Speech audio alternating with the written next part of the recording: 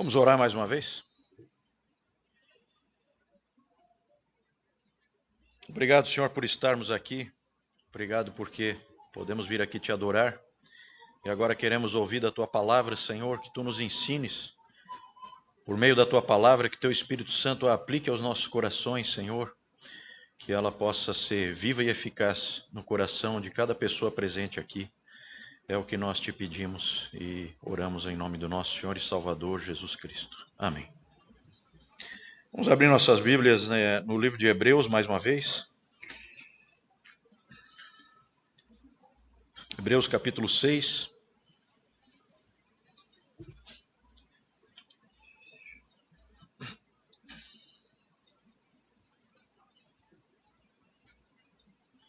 Hebreus 6, 11 e 12. Desejamos, porém, continue cada um de vós mostrando até ao fim a mesma diligência para a plena certeza da esperança, para que não vos torneis indolentes, mas imitadores daqueles que pela fé e pela longanimidade herdam as promessas.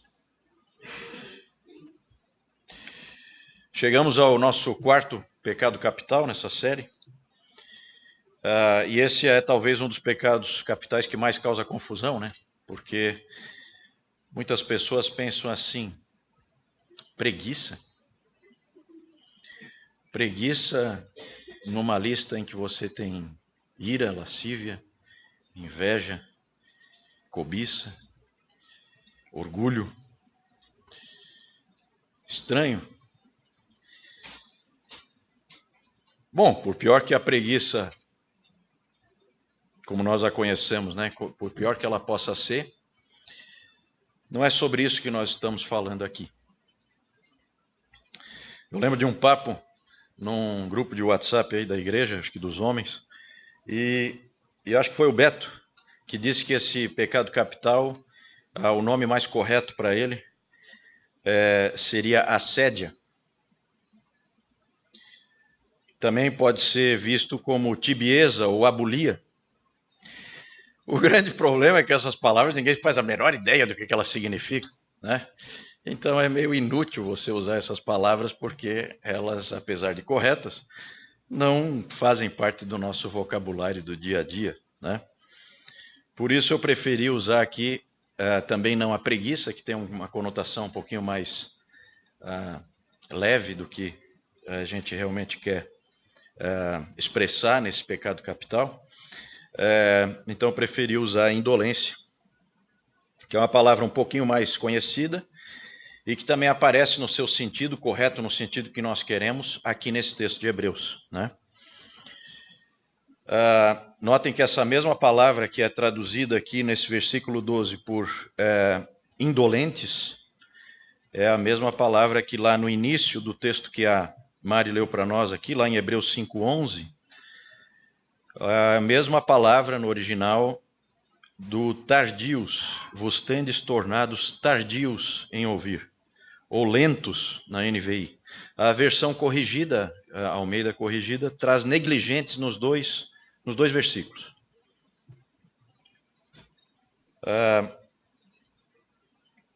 Vejam que Gregório o Grande, quando ele organizou os pecados capitais como nós os conhecemos, já em latim, ele juntou dois pecados que havia lá no original do Evagrius Ponticus.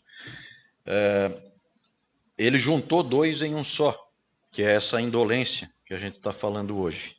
Ele uniu a assédia, que a palavra é essa mesmo, em grego, em latim e também em português, com a tristitia, que aí é latim, né? E eu acho que dá para perceber mais ou menos o que está embutido nessa palavra tristitia. A assédia seria a negligência, o descaso, o descuido, e a tristitia seria a melancolia, a apatia, o abatimento. A tristitia é depressão espiritual. É caracterizada por uma melancolia profunda e uma desesperança que derrota a capacidade da pessoa de se esforçar espiritualmente. Gregório o Grande, que não tem esse nome por acaso, ele percebeu que essas duas coisas andam juntas.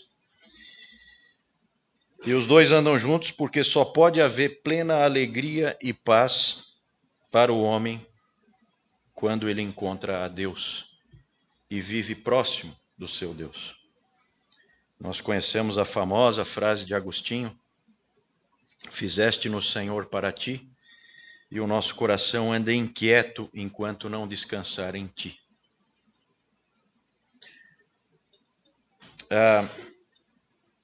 Então nós vamos falar aqui, só para a gente fazer aquela abordagem que a gente faz, que sempre é um tanto quanto superficial, mas para a gente refletir um pouco sobre esse pecado, nós vamos então falar das duas dimensões dele abordadas na Bíblia, vamos falar do seu extremo perigo, vamos falar também de uma advertência solene e aí vamos fazer algumas aplicações.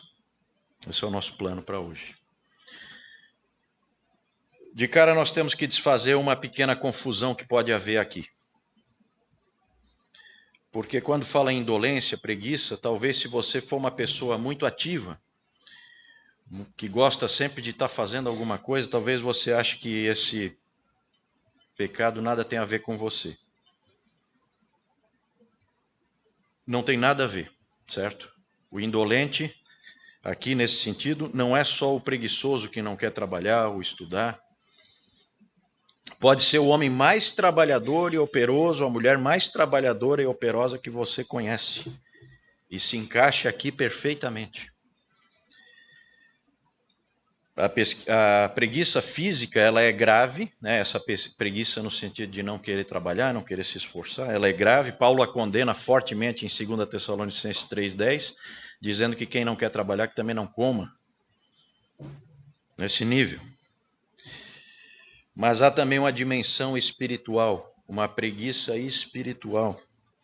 E essa é ainda mais grave, e é principalmente a essa aqui que os antigos apontavam, para essa aqui que os antigos apontavam quando eles construíram esses 7 pecados capitais. Que são, como a gente viu já nessa série, são pecados que abrem caminho, que geram outros pecados, certo?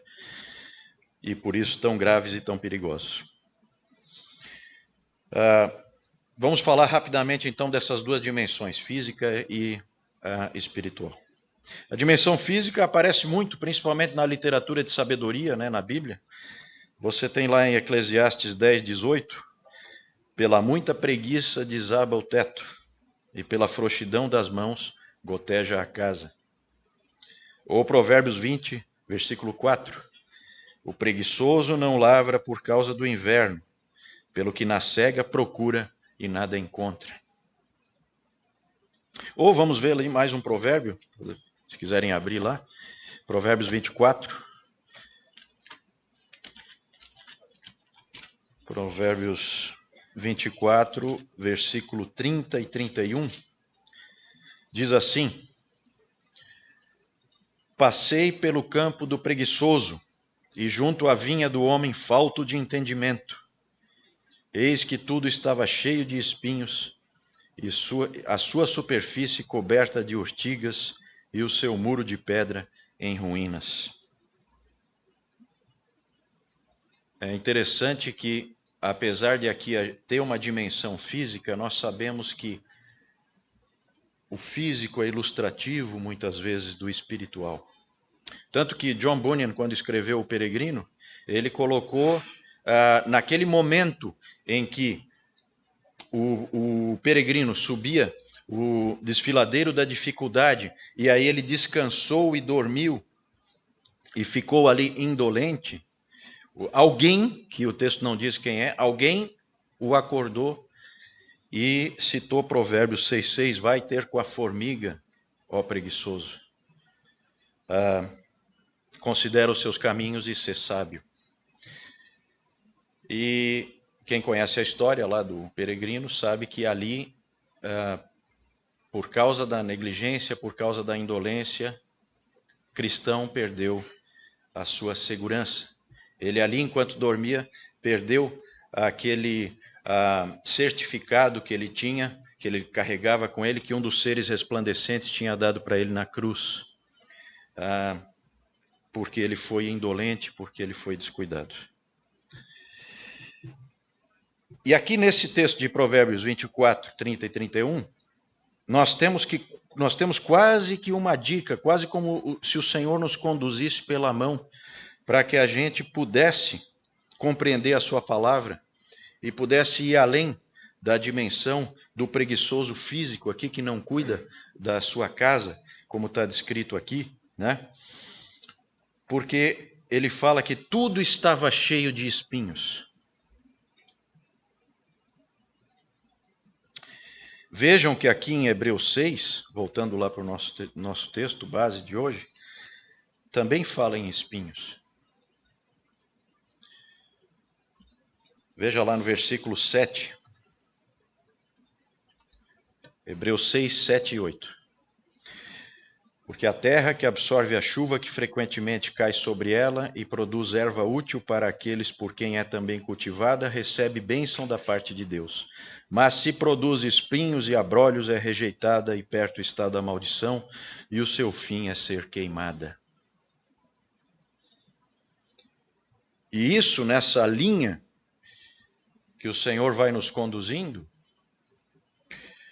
isso nos faz lembrar imediatamente da parábola do semeador e a interpretação feita pelo próprio Senhor Jesus a essa parábola. Veja lá em Lucas 8, no versículo 14, em que Jesus já está interpretando ali a parábola do semeador, e aí ele fala que aqui caiu entre espinhos, são os... Lucas 8,14. Aqui caiu entre espinhos, são os que ouviram, e no decorrer dos dias foram sufocados com os cuidados, riquezas e deleites da vida, os seus frutos não chegam a amadurecer. São muitas aí os links, muitas as conexões que a gente tem entre esses textos. Vejam que aqui eles ouviram, só que eles foram lentos em ouvir, como fala lá em Hebreus 6. Negligentes no ouvir. Não colocaram em prática como a Bíblia sempre ensina. E aí outras coisas tomaram o lugar. E tudo ficou coberto de espinhos naquela casa do indolente, do preguiçoso. E a grande dúvida que sempre existe sobre esse tipo de solo aí, né, nós temos aqueles solos ali da parábola do semeador, e a dúvida que sempre persiste quanto a esse solo, e ela não é totalmente respondida na palavra, não fica totalmente clara, é a seguinte pergunta: será que a pessoa infrutífera desse tipo herda a salvação? Vejam que a semente que cai na boa terra, ela produz a 30, a 60 e a 100 por um. Os cristãos não produzem igual. Eu às vezes brinco, né, que tirando 3, por causa da graça do Senhor, você está passado, certo? Que é 3, 6 ou 10, certo? Talvez você não seja um grande exemplo de cristão, mas você frutificou. E você está salvo. Mas será que a terra que não frutifica simboliza o cristão? Deixo para vocês aí essa reflexão.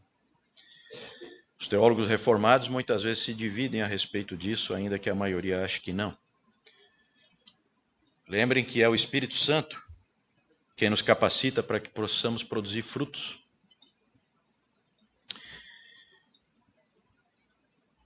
O que dizer então quando eles não existem, né? Não teria a carne tomado conta completamente daquela pessoa?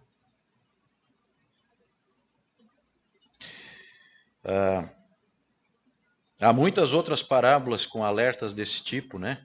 Parábola dos talentos, parábola das 10 virgens, parábola da figueira, que o Senhor encontrou sem fruto, na estação própria. Lembram disso também, né? Fora textos como o próprio João 15, do ramo que não produz fruto e que é jogado no fogo, como fala aqui em Hebreus também. Então vejam, gente, que esse quadro nos mostra que esse descuido, essa ênfase em outras coisas, essa distância do reino de Deus é extremamente perigosa. Aquele pecado capital que de repente você achava que era o mais insignificante, talvez seja o mais insidioso, perigoso.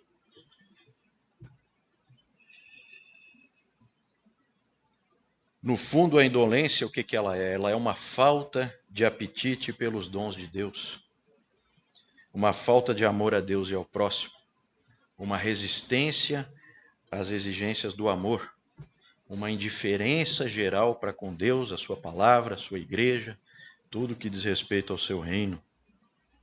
Uma indiferença para com o próximo, uma indiferença para com os irmãos. E isso parece estar se tornando ainda mais perigoso nesses nossos dias,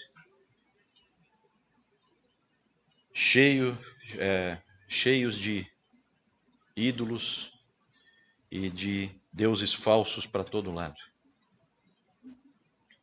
E os nossos desejos sendo cativados por esses deuses falsos, por esses ídolos, fortemente.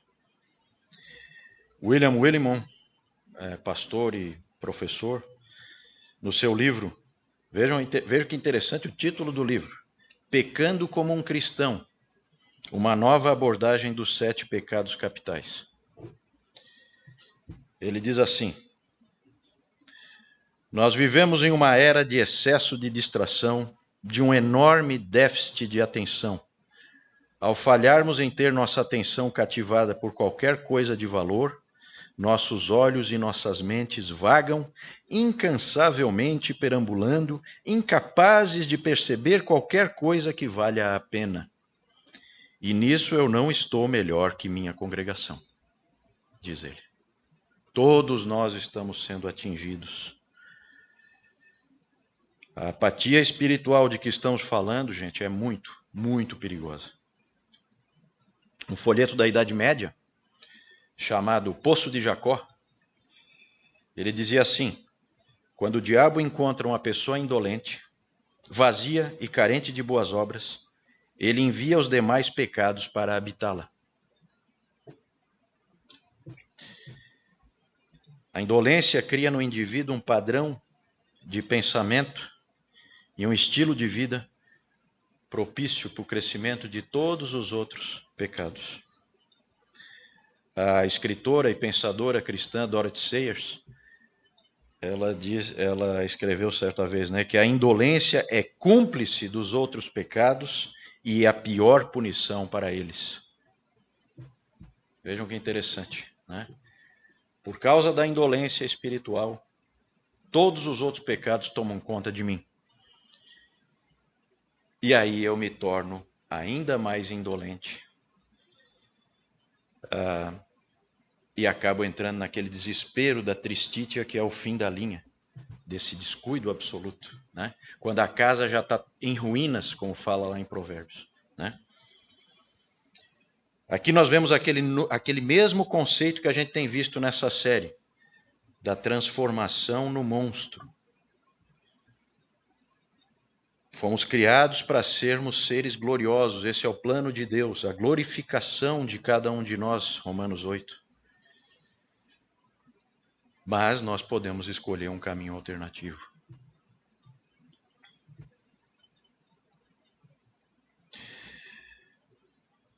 O homem que tinha um demônio deixa a casa limpa e vazia, e aí vem 7 outros demônios e ocupam a casa. Lembram de Mateus 12, o Senhor Jesus ensinando isso?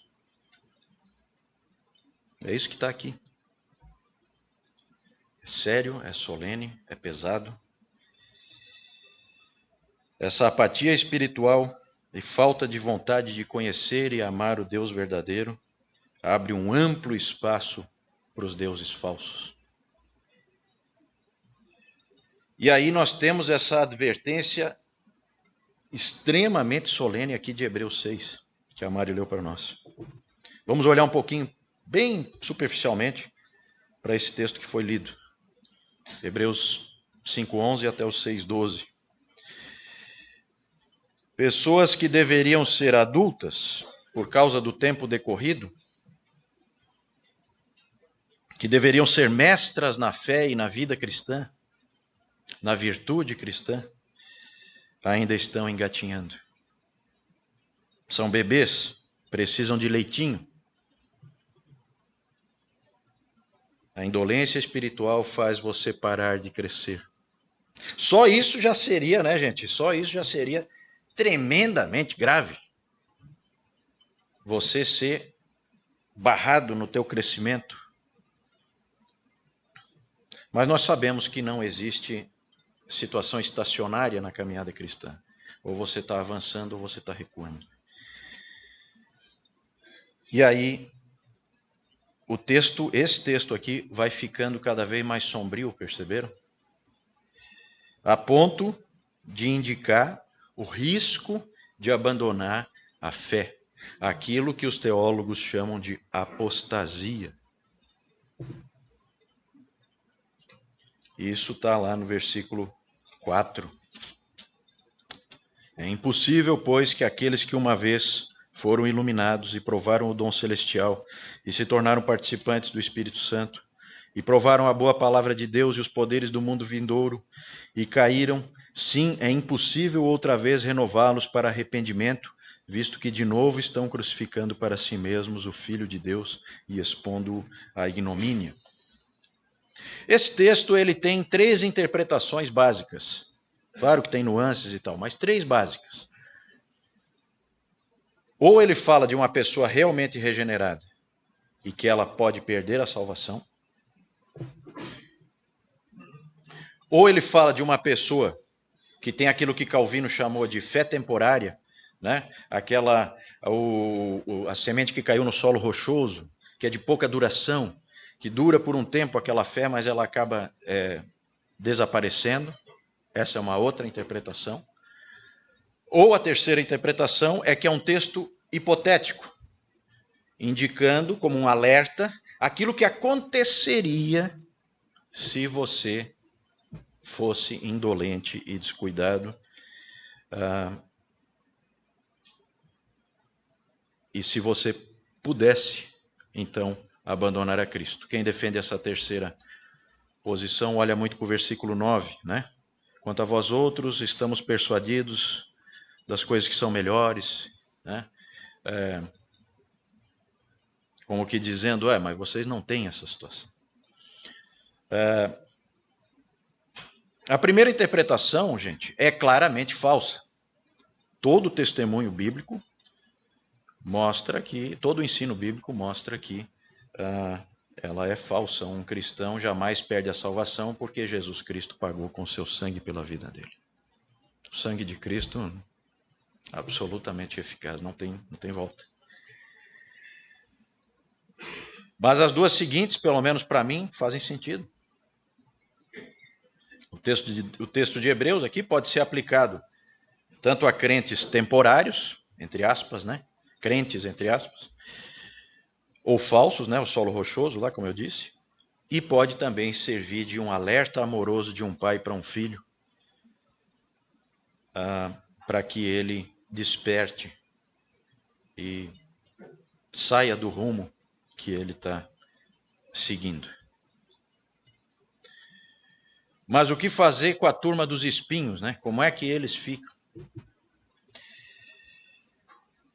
John Owen, puritano John Owen, príncipe dos puritanos, tratando desse texto de Hebreus, diz que esse pecado da indolência espiritual se caracteriza por 4 aspectos.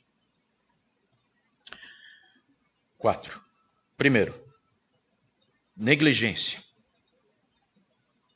Um descaso para com o Senhor, um descaso para com a sua própria alma, um descaso com a alma dos outros, um descaso com a palavra, um descaso com a igreja. Negligência. Segundo, relutância em agir.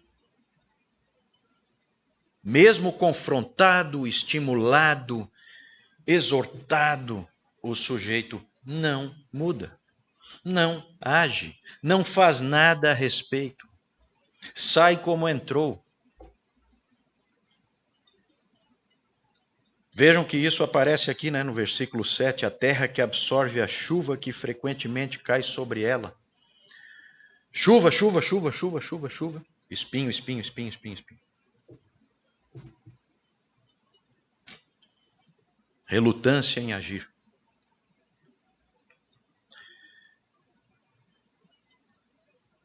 Terceiro, coração dividido.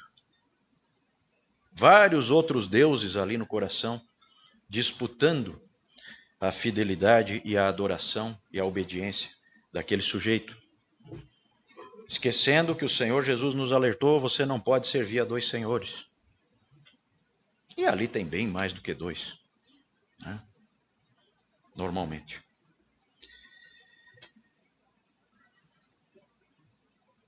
Coração dividido, terceiro. Quarto e último, desânimo diante de qualquer dificuldade.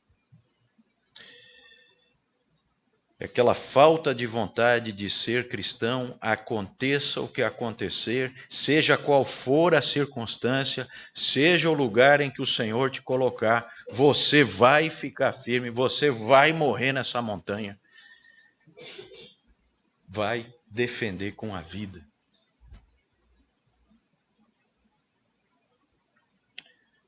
O indolente, primeira dificuldade, some.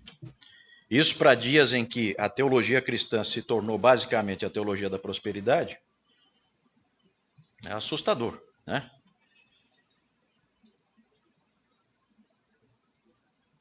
E aí eu pergunto, qual dessas características estão em você hoje?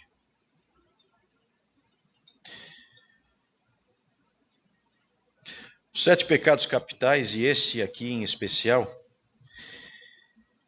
eles podem estar ganhando muita força no nosso tempo e muito possivelmente na nossa igreja e em todas as outras igrejas. E nós temos que ser vigilantes. Nós não podemos ficar dormindo enquanto isso acontece. J.I. Packer, no Conhecimento de Deus, um livro que ele já é extremamente antigo, um clássico da fé cristã, ele num determinado momento diz assim: entre os 7 pecados mortais da tradição medieval estava a preguiça, a sédia, um estado de apatia espiritual obstinada e sem alegria. Há muito disso por aí nos círculos cristãos. Os sintomas são a inércia espiritual pessoal, combinada com cinismo crítico sobre as igrejas e ressentimento desdenhoso em relação à iniciativa e à realização de outros cristãos. Cristãos descuidados assim, gente, eles gostam de pôr a culpa nos outros, e principalmente na igreja. A culpa não é da igreja. A culpa é de cada um de nós. Ninguém vai sentar contigo no tribunal do Senhor. Você senta sozinho. Você presta contas da tua vida, não da minha.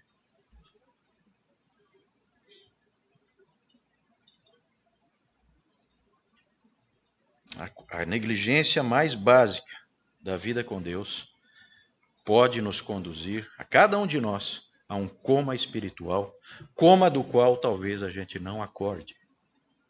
Cuidado. Lembre-se da grande pergunta de Jesus.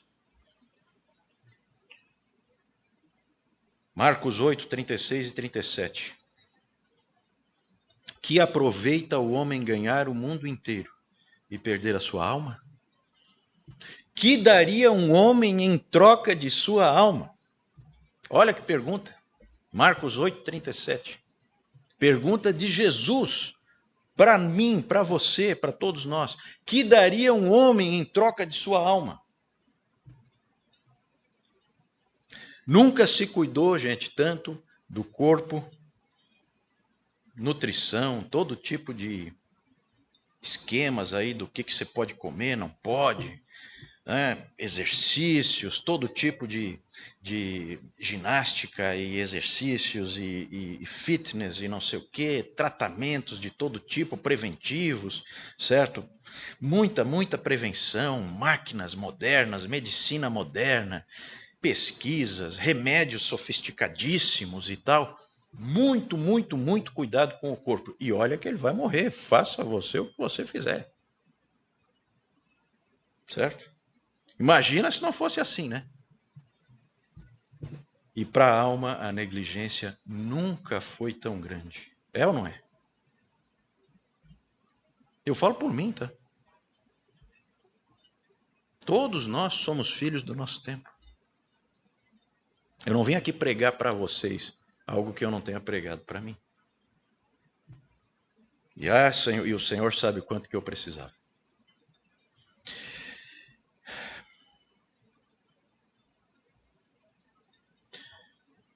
E onde estão esses mesmos cuidados para a alma? Uma preocupação tremenda com a nutrição da alma. O exercício na piedade, lá de Timóteo, exercita-te na piedade. Os tratamentos, a prevenção, os médicos. Onde é que está a nossa corrida para os médicos da alma? Por isso nós temos que perguntar diante desse quadro o que fazer a respeito, já que ele é grave. E aí encerramos nessa parte de aplicação, vamos refletir um pouco para cada um de nós. Por favor, nessa série, nunca pense no outro. Isso é para nós, isso é o Senhor que quer falar para nós, para cada um de nós. Em primeiro lugar, nós temos que nos arrepender de verdade dessa letargia espiritual. Não com coração dividido. Coração dividido é característica do problema, não vai ser a solução. Mas com todas as nossas forças. Os cristãos, ao longo dos séculos, eles sempre, a gente tem visto isso, eles sempre apontam uma virtude correspondente àquele mal ilustrado ali nos pecados capitais. E a virtude correspondente à indolência, você pode encontrar aí na própria Bíblia, em Hebreus 6 aí. Talvez você já tenha matado a charada, né? Está lá no versículo 11. Qual foi sempre a palavra que foi colocada, a virtude que foi colocada como contrapondo, como antídoto para a indolência? Versículo 11 mostra para nós. A diligência, sempre foi essa palavra. O esforço pessoal continuado. Essa é a virtude correspondente. Permitam-me citar mais 2 puritanos. Primeiro, Thomas Manton. Ele diz o seguinte: as alegrias eternas não cairão do céu na boca da alma preguiçosa. Essas coisas não são trivialidades. Elas nos custarão diligência e seriedade.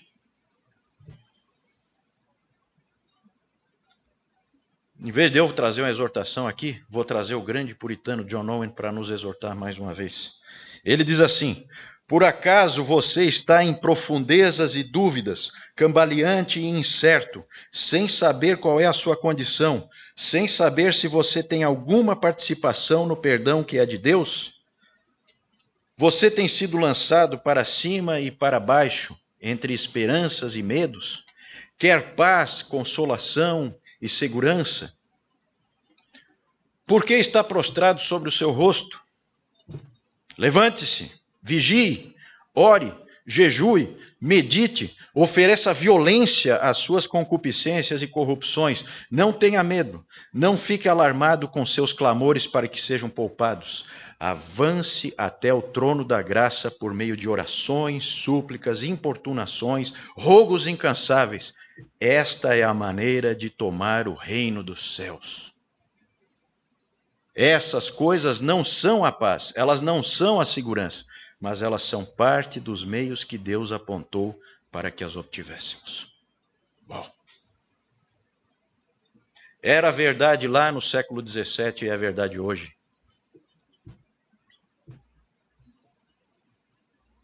Ah, Juliano, mas isso aí é arminianismo. Não tem ninguém mais calvinista do que esse cara aqui. Desculpe. Te ensinar errado o que é calvinismo, tá? Cuidado.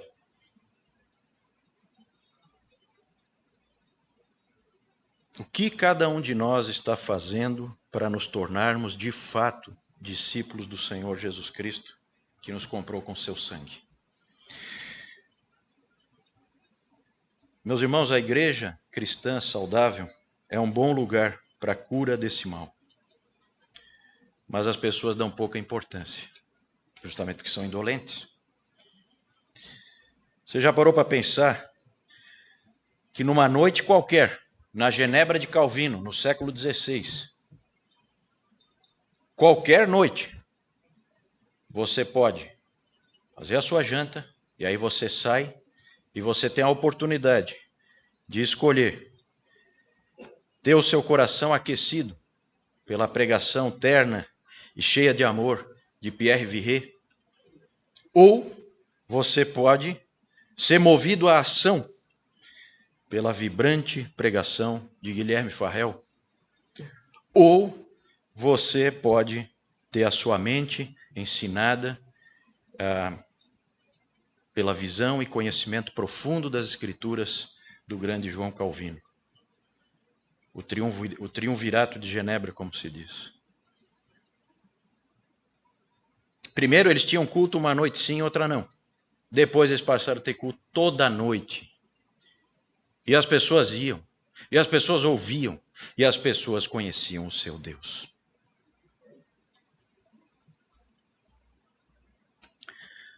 Você já contou de quantas reuniões da igreja você participa em um ano? Quantas vezes você deixou de vir pelos motivos mais insignificantes possíveis e imagináveis? Em quantas delas você realmente prestou atenção, colocou todo o seu coração, a sua alma, a sua mente focada na palavra de Deus e no que Deus tem para você? Quantas reuniões de oração ocorrem num ano? Em quantas você estava? Quanto tempo você, pessoalmente, gasta com a palavra de Deus e a oração?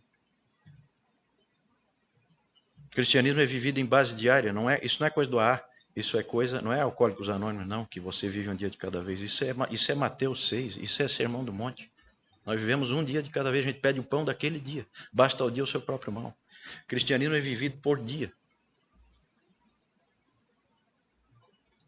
Que pequenas virtudes você tem cultivado para que a tua alma cresça, se torne viva e frutífera, para que o Senhor, vendo que você é fiel no pouco, te coloque sobre o muito? Quantos anos de cristão você já tem? Você já é mestre? Onde estão os jovens que procuram os irmãos e as irmãs mais velhos e perguntam: como devo estudar a Bíblia? Como eu faço para orar? Como eu posso ajudar outras pessoas? Como é que eu devo viver? Onde é que estão esses jovens? Ah, tem uma atividade na igreja. Essa é a minha máxima prioridade. Porque meu tempo, meu carro, meu dinheiro, minhas capacidades, minhas habilidades, minha família, meu potencial, tudo isso foi comprado por Cristo, é tudo dele. Se eu entregasse tudo para ele, eu não estaria dando nada para ele, já era tudo dele. Que daria um homem em troca da sua alma? Jesus Cristo a si mesmo se deu por nós. Tito 2,14. Nós devemos tudo a ele e precisamos agir de acordo com isso. Quero encerrar lendo um texto que mostra a cooperação entre Deus e o homem no que a Bíblia chama de desenvolvimento da salvação. Esse é um antídoto para um calvinismo falso aí, que anda aí na praça, em que o sujeito acha que ele precisa de algum tipo de inspiração, né? Ah, eu preciso. Não, é que eu não sinto muita vontade. Ninguém disse que você tinha que ter vontade. Você tinha que ter diligência, esforço. É isso que a Bíblia ensina. Vamos ler então para encerrar essa nossa reflexão. Filipenses, capítulo 2, versículos 12 e 13.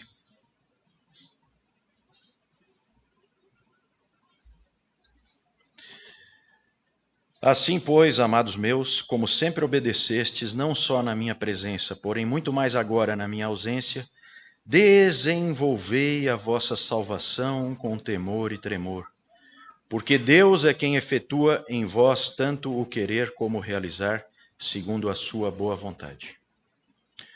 Como dizia o grande Jonathan Edwards, Deus faz tudo e eu faço tudo. Vamos orar. Senhor, nós queremos te agradecer pela tua exortação que nos vem pela tua palavra. Que tu nos tires, Senhor, da letargia espiritual em que nos colocamos. Que nós façamos guerra contra os deuses falsos que procuram ocupar o nosso coração e muitas vezes já ocuparam e nos levam para essa situação de apatia espiritual, de tristeza profunda, de depressão espiritual, Senhor. Renova em nós a alegria de andarmos contigo, independentemente de quais sejam as circunstâncias. Que tu nos ajudes nisso, Senhor, porque nós somos fracos e precisamos do teu Espírito para nos fortalecer, para que a gente realmente consiga ir em frente. E que tu nos perdoes, Senhor, pela nossa negligência, que a gente possa aprender e ficar atento ao perigo que a indolência representa na vida de cada um de nós. Nós te agradecemos pelo alerta, te agradecemos, Senhor, porque tu nos encorajas como um pai, que tu nos alertas como um pai, Senhor, para que nós não entremos em caminhos de morte. Pedimos a tua graça e misericórdia sobre cada um de nós e oramos agradecidos em nome do nosso Senhor e Salvador Jesus Cristo. Amém.